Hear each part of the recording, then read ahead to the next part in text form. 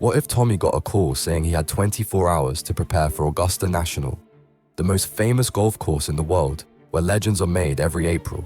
One day to study those lightning-fast greens that break in ways you can't imagine. He'd spend the night memorizing course maps, watching old masters footage frame by frame. Which clubs to bring? The rough is thicker than anything he's faced.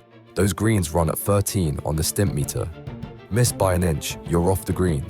Then the cameras show up, real media asking about his game plan, his parents nervous, his coach giving last-minute tips that contradict everything.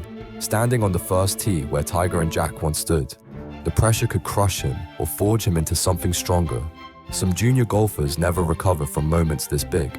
Others use it as fuel for the next 10 years. 24 hours to find out which one he'd be.